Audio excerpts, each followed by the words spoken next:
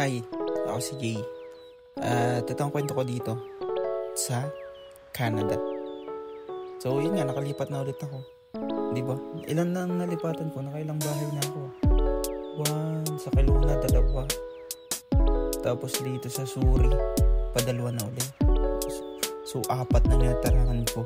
So sa Kelowna, 2 apartment. Tapos dito sa Surrey, 2 bahay siya.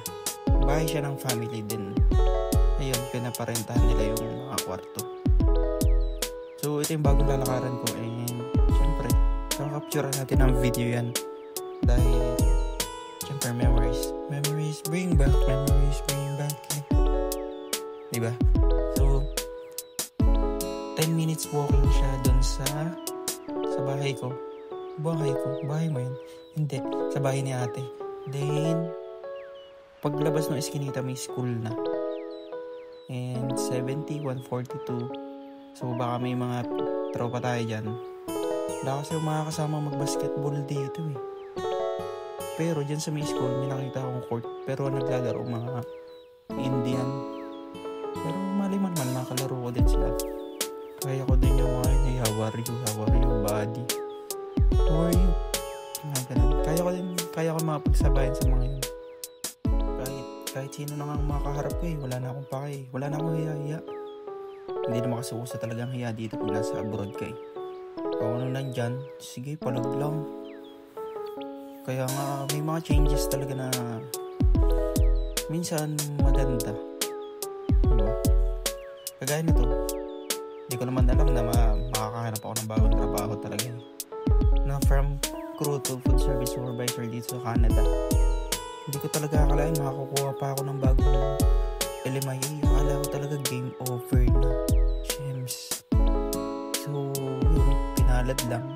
Kaya, tutuloy ko ang kwento ko. Siguro makakaisandaang kwento pa ako bago ako ma-PR. Charot. Manifesting ma-PR. Siyempre, doon tayo sa positive. Kasi, 2 years pa ulit ako dito eh. Tanong mo nga yan, good item na naman. Air fryer, pero hindi ko yan kailangan. May air fryer na sila ate. Sa Kelowna eh, mind ko lagi lahat na makita ko sa garbage eh. Tapos, itong nilalakadan ko ay ano daw yan, park? Parang park yan dun eh, papasok dun. Pero minsan natatakot ako pag gabi. Kasi parang may lalabas na bear.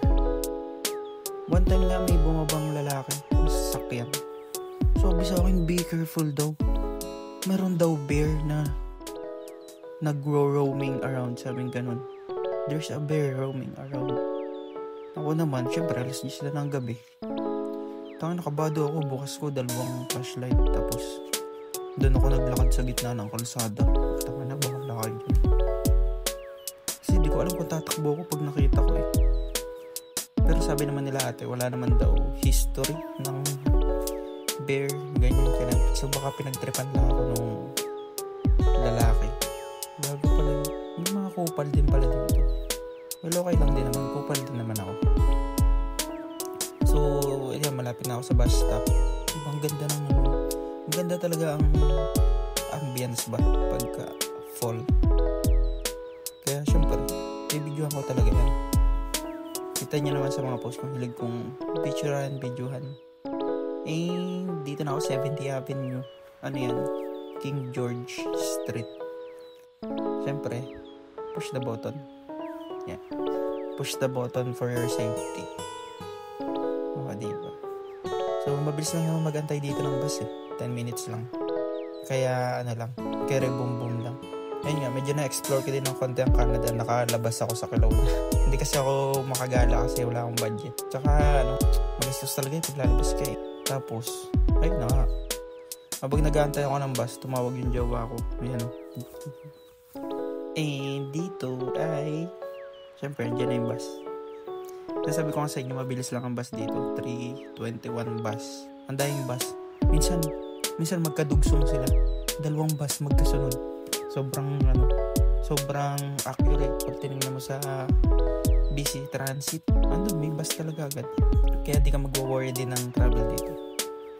Hindi nga, madami akong natututunan pala habang natagal.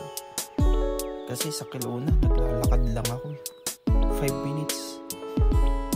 Hindi naman 5 minutes. 10 minutes walk. Tapos 5 minutes pag nakabike. Then, pag tumakbo, 3 minutes.